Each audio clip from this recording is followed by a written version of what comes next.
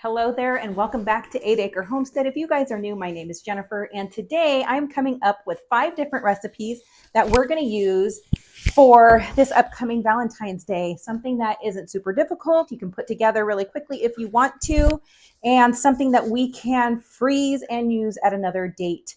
That way you can pre-prep ahead of time, or if you just want to make them and put them in your freezers for some of these, you can do that as well. So for today, I'm going to be working on 5 of them. I have them listed here. We're going to do one is like an Italian pinch cookie, and that one is kind of like our version of a shortbread cookie, and it's going to have a little bit of a raspberry filling inside of that one. So I'm going to do that.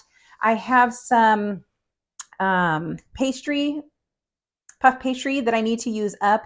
It's been sitting in my freezer since last year. I know that sounds horrible, but it's been sitting in my freezer since last year. So I want to use that one up, and I thought this would be a great opportunity to do that. So I'm going to do some cream cheese danishes with some raspberry topping as well. So the raspberry jam that I'm going to use, I'm going to do that on the stove. I'm going to make that from an entire bag of raspberries that I've also had in my freezer since probably this last season, maybe even last year. So I needed to use those up as well. I thought this would be a great opportunity to do that since it does have that vibrant, bright red color to it whenever you utilize them. So I figured making a jam and using that for Valentine's Day would be a great opportunity to do that. So I'm going to make some cheese danishes and I'm going to put some raspberry topping on that as well. And then I'm also going to do a raspberry oatmeal bar. That's not something we usually have in here, but I'm not opposed to it. It's something I would like to try to incorporate and bring in a little bit more of, particularly because we do have the bulk oats that I need to use as well, like the rolled oats. So I love coming up with other recipes that I can use those rolled oats for, and bars hold well and can be a grab and go item for some of the kiddos. So it doesn't necessarily have to pertain to Valentine's Day. This is something that can just be made as a grab and go, almost like a granola bar in a way, for your family as well. So we're going to do some of that. And then my husband is probably a chocolate upon chocolate fanatic. So he is hands down the chocolate lover in the family. And he has been bugging me for weeks now to make some homemade pudding. So I'm going to use some homemade pudding, going to use up some of that raw milk that we picked up recently in a previous video. You may or may have not seen that one yet. If you haven't, it is coming. But I'm going to use some of that because it does have more of a fuller fat to it. I didn't want to use like a 1% or 2%. I wanted this one to be rich and creamy. So I'm going to be using the milk that we got, the raw milk from the local dairy farm. So I'm going to do a double chocolate pudding with some whipped cream as well. And then I will probably top that with a few of the frozen raspberries to go along with that. And then last but not least, I'm going to do a sugar cookie. We're going to do some cream cheese frosting on top of that. I mean, what's Valentine's Day without sugar cookies is how I feel. So we're going to do some sugar cookies, and I want to give that a little burst of flavor and color, but I'm not going to be incorporating the raspberries inside of that one. I think with that one, the way that I'm going to do that is with the frosting. I'd like to keep the cream cheese, or excuse me, the cookie base, the standard sugar cookie, but I think I want to elevate that cream cheese one just a little bit. And I'll show you how I plan on doing that. I'm actually going to use strawberries for that one, but they're not going to be fresh or frozen strawberries. So I'll show you how we're going to do that pretty soon. So my goals for right now, because I still have kiddo that I need to pick up from school. I have another one that needs to be at work. So I'm going to go ahead and get the raspberries made up into the jam first, because that is going to have to go into the refrigerator and cool. And then I'm going to make the dough for the Italian cookies. So that one, like I said, it's more like a shortbread kind of a cookie. And that needs to be in the freezer for at least an hour or two. So I'm going to do those two first because I know that they need to be chilled and they need to be kept in the fridge for a little bit. So I'm going to let those sit in the fridge while I go do those errands, and then I will come back and tackle the rest of these projects. So stick with me. All right, to start, I'm going to fill my pot with my frozen raspberries and get those started on a low heat. For the Italian pinch cookies dough, I started by mixing 1.5 cups of all-purpose flour, a 1/4 cup of powdered sugar, 1/4 cup of cornstarch, half a teaspoon of baking powder, and the zest of 1 lemon. To that, I'm going to add 10 tablespoons of butter, 1.5 teaspoons of vanilla extract, 1 egg, and then I'm going to take it right over to the blender and put it on a medium setting. Oh my goodness, guys, this dough is smelling so good with that fresh lemon zest in there. It is smelling, well, really just like a fresh, clean, light smell to it. I can't wait to see what this dough is going to taste like. Once the blender has gotten it to a crumble-like consistency, I'm going to bring that over to the counter and just kind of start to hand knead it so it forms more of a ball. Then I'll take that ball, bring it onto some saran wrap, and kind of flatten it out as much as possible. Then I'm going to fold it up in that saran wrap so it's all set and ready to go in the fridge. I don't want to forget about my raspberries that are sitting on the stove, so I make sure I make my way over and start squishing down the raspberries as much as possible. I want to turn this into a jam, so to this, I'm going to add about 1.5 cups of sugar. And then I also take that remainder of the lemon that I used the zest for in the cookie recipe, and I juice it and put it into this mixture. So I have the raspberries, the sugar, and the juice of the lemon. I'm going to let it cook and simmer for just a little bit, and then I'm going to transfer it to a bowl that I can put in the fridge. For some reason, the audio cut out while I was filming this part of the video, so I'm just going to have to go ahead and do a voiceover and explain what was being said here. So basically, I'm just explaining that I still have a meeting that I need to get to that night, and I want to make sure that I'm still able to get dinner on the table. So since I'm already in the kitchen making these desserts, I'm going to go ahead and utilize one of the freezer meals that we made previously together. If you look closely behind me, you'll be able to see an aluminum tray right there in that area. And I've been letting that thaw earlier today. I'm going to go ahead and start my oven to about 400 degrees.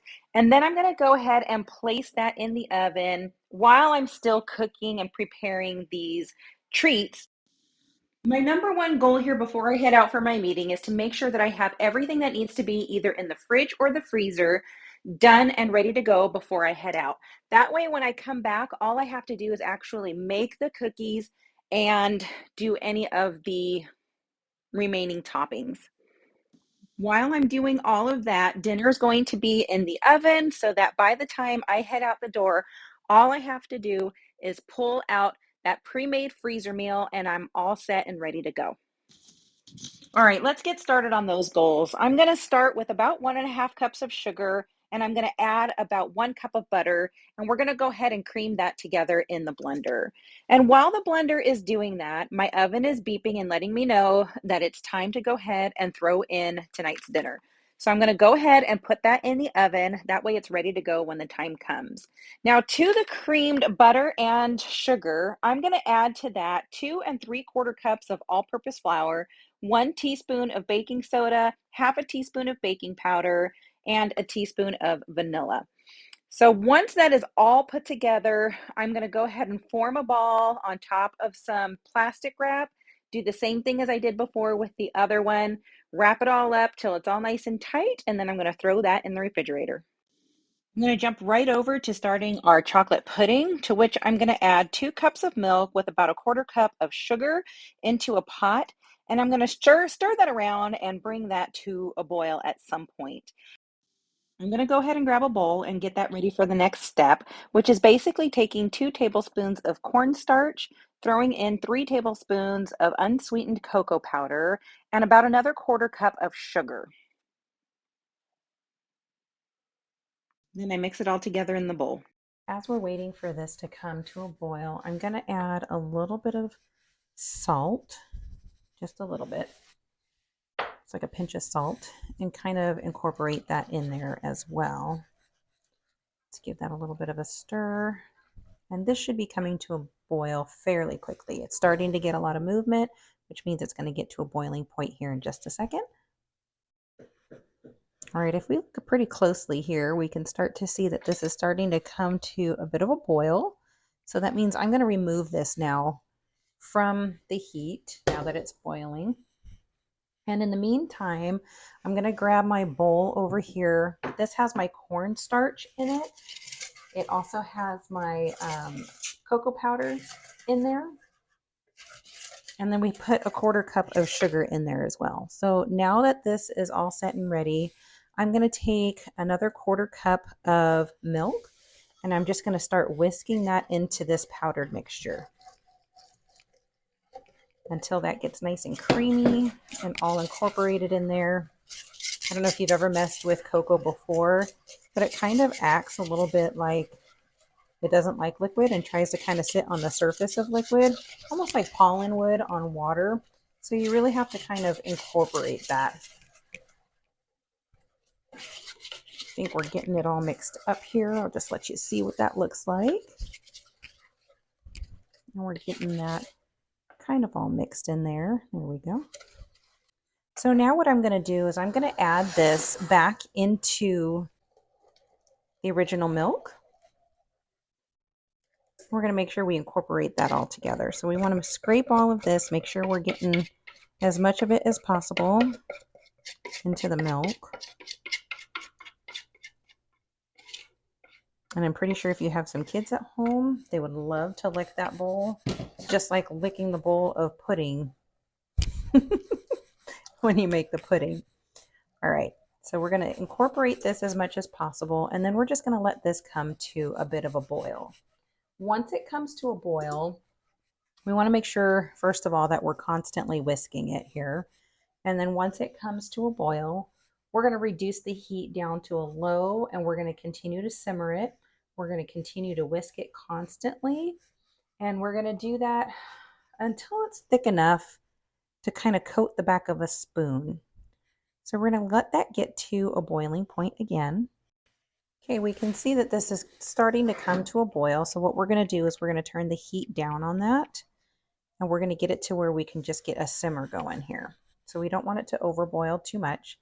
We're going to turn that heat down to kind of a lower setting, and then we're just going to sit here and whisk it until it's thick enough to coat kind of the back of a spoon.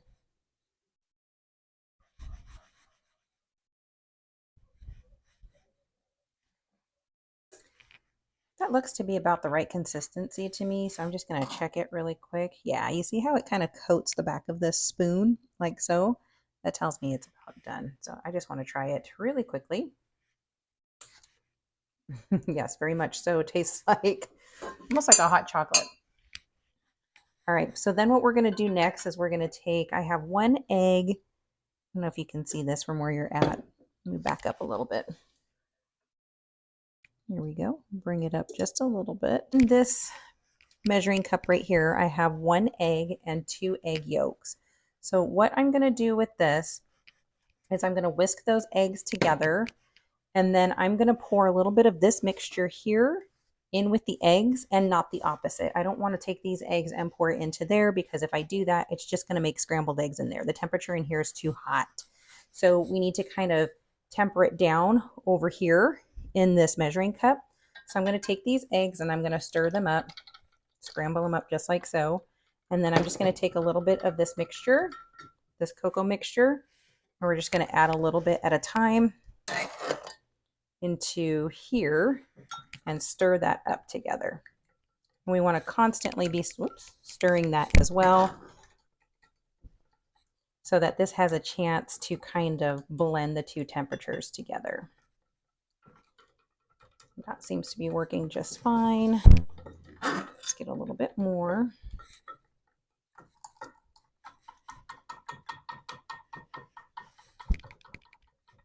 And I'll do 1 more of these scoops here. Kind of making a little bit of a dripping mess on this side, so I'm glad you can't quite see it all. Maybe just a smidge more there.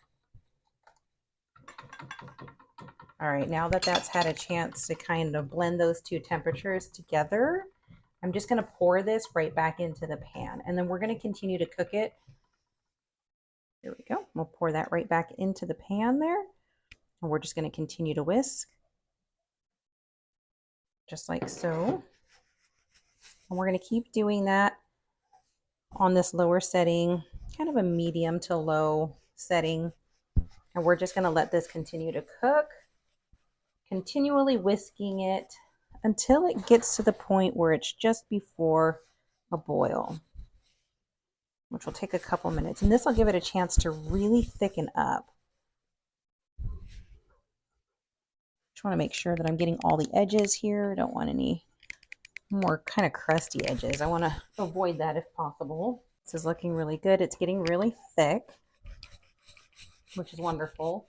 I am going to need to get myself a bowl because I want to strain this here in just a little bit. That way, if there's any pieces or chunks of anything in there, we can make sure that we're getting those. So I'm going to set this aside for just 1 second while I grab a bowl.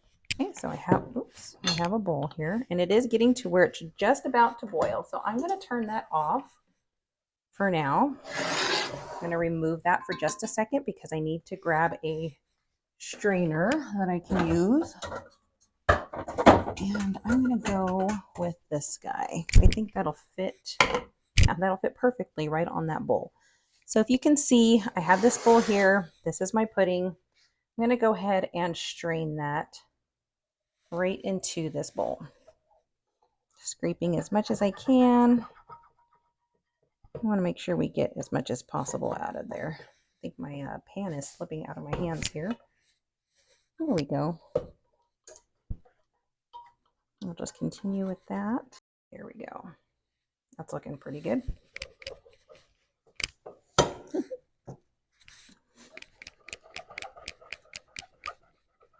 I'm just going to go and push down and strain a little bit into the strainer here so that whatever's remaining makes its way through and keeps any chunky pieces out.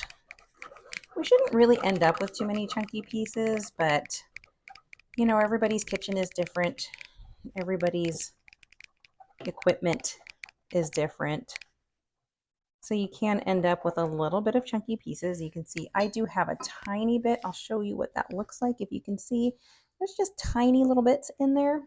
So this is nice and smooth and ready to continue on. So now what we're going to do, let me see if I can move you a little bit more so that you can see a little bit closer and a little bit better what we're going to be doing with this here. All right, let's get this stuff out of the way. Okay, now we're going to add our chopped chocolate.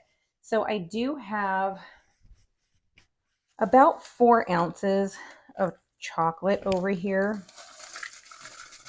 I'm going to chop that on this cutting board that's away from my camera. So let me bring it over. I'm going to throw, it was a 4-ounce bar. That's what I had.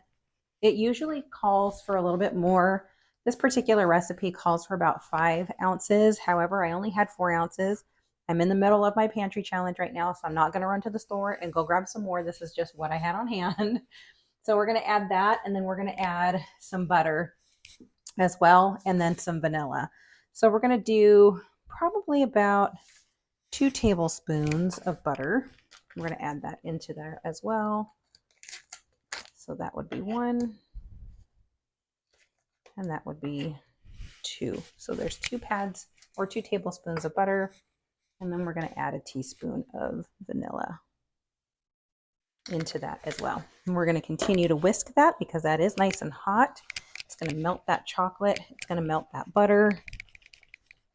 And that vanilla is going to taste delicious. I wish that you could smell what I'm smelling right now. It smells like I'm baking brownies in the oven is what this smells like to me right now. It smells divine and delicious.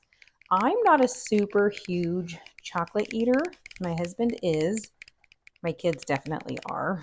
But I'm more vanilla than I am chocolate. I have one kiddo who's like that in my family too, who if you asked if they wanted vanilla ice cream or chocolate ice cream, they would definitely choose vanilla, as would I. Probably the remainder, well, most of the remainder would probably take chocolate. Okay, so now that we've got that mixed in, it's all incorporated. It's super velvety. I don't know if you can see that right now. Super velvety, and it smells delicious. It smells like I'm baking brownies.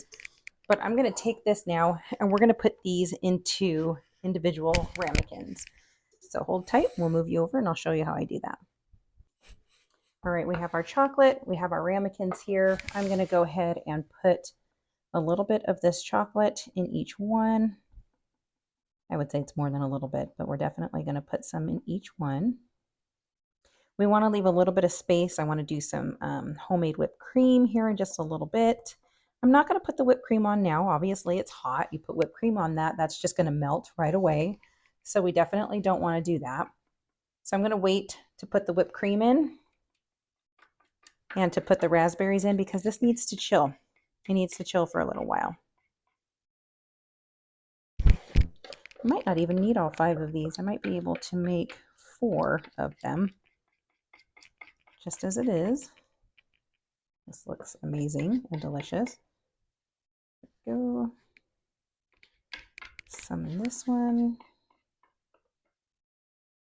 Oops, I think I might have gotten a little bit on the countertop, but that's okay. Let's just get the remainder of this in.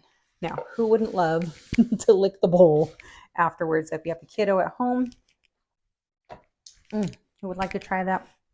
Oh my goodness. I'm telling you, I just, let me look this up for just a second. I got some on my finger while I was putting that away, and I just licked my finger while I was doing that. It is so good. So good, you guys. If you have not gotten a recipe at home for chocolate pudding, hands down, try this one. It is amazing. So anywho, that is what they look like. Just like this. I'm going to put these into the refrigerator so they have a chance to cool. They're going to do that while I run to that meeting that I need to run to tonight. So these are amazing. These are wonderful. I didn't need the 5th one. I'm going to use these 4. I'm going to put those in the fridge. I'm going to put a little bit of plastic wrap on the top so that while they're chilling, they don't get any type of a layer on the top of it. And then when they're nice and cooled later on tonight, I will make some homemade whipped cream, and we'll put that on top along with some raspberries. And that would be an amazing dessert or an amazing treat for you and your family come this upcoming Valentine's Day, or any day realistically. So we're going to move on to our next project. My puff pastries need a cream cheese filling, so I'm going to do 4 ounces of cream cheese with about 4 tablespoons of powdered sugar and some vanilla. Then I'm going to go ahead and move over to my puff pastries and spread that out. It is kind of divided into 3 different sections, and I'm just taking something to cut those 3 sections into kind of quarters for each one. So just lines that go straight across.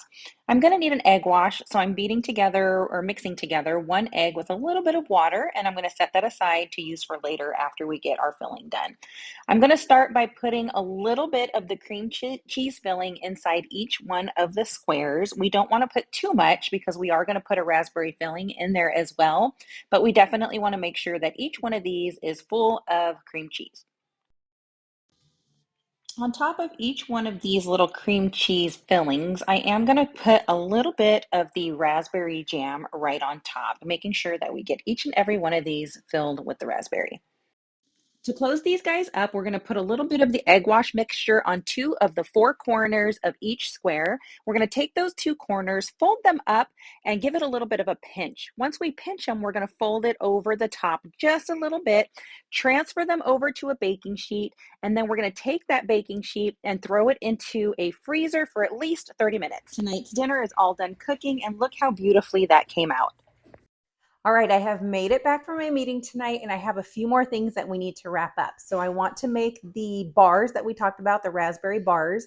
I do want to finish up those Italian cookies, and then we want to finish up our sugar cookies. Now, the dough for the cookies has already been made. So all we need to do is shape the Italian cookies, put the jam in it, and bake those and let them cool. And then the other one, we just need to bake the cookies as a base, and then we need to make the frosting, the cream cheese frosting for it. So that should go fairly simply. The bars, however, those are going to need to go into the oven, and they're going to cook for a little bit. So we want to get that going and put together. So I'm going to start with that, and then I'll move over to the 2 different cookies when we're done with that. First, I'm going to start by greasing a 9x13 pan. I did forget to mention that we also have to bake the pinch ones that we did. So the cream cheese Danish with the raspberry jam on top that we pinched, those ones we need to bake in the oven. They've been sitting in the freezer. They're frozen. You can keep them there.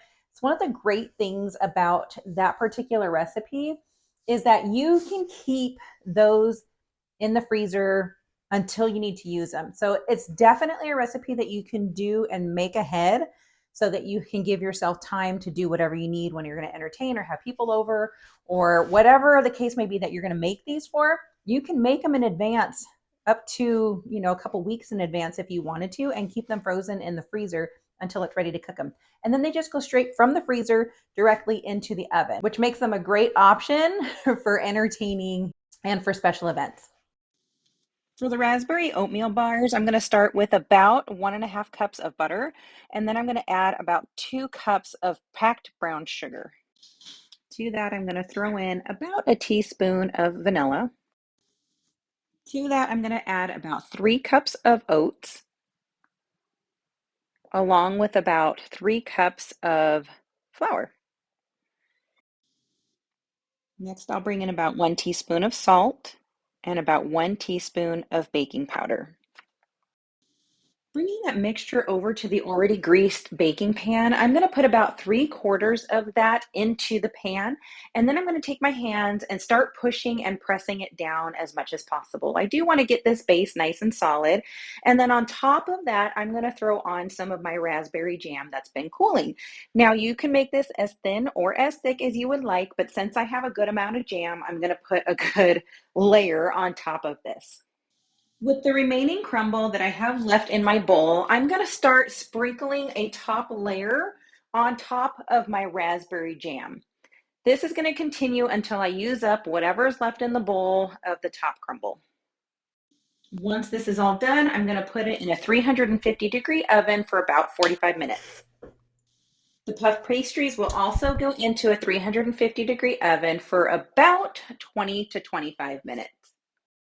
While those are baking, I'm going to move on to making the whipped cream for my chocolate pudding, to which I'm going to add a little bit of cream to my stand mixer bowl, a little bit of powdered sugar, probably about 2 to 3 tablespoons, and then about a teaspoon of vanilla. I'm going to continue to let that whisk on high until it's light and fluffy. All right, let's get these chocolate puddings unwrapped so that we can go ahead and throw on our homemade whipped cream. The homemade whipped cream is going to go on all 4 of these. However, I'm not putting the raspberry filling on all 4 just because my husband requested that 2 of them not have them and 2 of them did. So we're going to go ahead and put that raspberry jam on 2 of them and leave the other 2 as they are. The cream cheese puff pastries have turned out beautifully. They are all done and out of the oven. Moving right on over to our Italian cookie dough, I'm just basically taking that out of the refrigerator. I'm flouring up my roller and I'm just rolling it out a little on the thinner side, probably anywhere between an eighth to a 1/4 inch thick. And then I'm just using the top of a funnel to use it as a cutting base, cutting out each individual circle, placing that on a baking sheet, and then putting our homemade jam right in the middle of each one of those. After we're done with that, we go and set those in a 350 oven for about 12 to 14 minutes. Our bars are completely cooked and looking absolutely delicious. Moving on to our sugar cookie, I'm going to go ahead and take the dough and cut that into quarters. This first quarter, I'm just going to start to knead it out a little bit with a little bit of flour on the counter. Start to roll it till it's about a 1/4 of an inch thick. And then I'm going to take my heart-shaped cookie cutter and cut out some Valentine's Day hearts. Those hearts are going to go into a 350-degree oven for about 10 to 12 minutes. Our Italian cookies have come out of the oven. They look absolutely delicious with the homemade raspberry jam put on top of them. And once they've cooled down, I will go ahead and sprinkle them with a little bit of powdered sugar. We're moving on to making the cream cheese frosting for these heart-shaped cookies, and I'm starting by adding 4 ounces of cream cheese and about 2 tablespoons of butter. To that, I'm going to go ahead and add about a teaspoon of vanilla, and then we're going to add some powdered sugar in there. We're looking at about 2 cups of powdered sugar that we're adding total until we add the last ingredient, which is actually freeze-dried strawberries that I've blended up in my Vitamix. And this is going to really elevate and bring in some flavor of strawberry, making the frosting a little bit pink or having some pink flakes in it. Lots of people use freeze-dried fruit like lemon peel or lime peels to add a depth of flavor to some of their dishes without having to add too many ingredients. I thought this would be perfect for these Valentine's Day cookies, and as you'll see here in just a minute, they turn out beautifully. Our cookies are nice and frosted, and look how beautifully they came out with their little specks of strawberries in there as well. I want to thank you guys so much for joining me today in cooking all these fabulous little treats that we can make on our exciting new upcoming Valentine's Day. Whether you spend that with friends, family, or just in ways that make you happy, I hope that you can get inspiration or maybe take a recipe or two back with you to make in your own home. Until next time, guys, we'll see you later.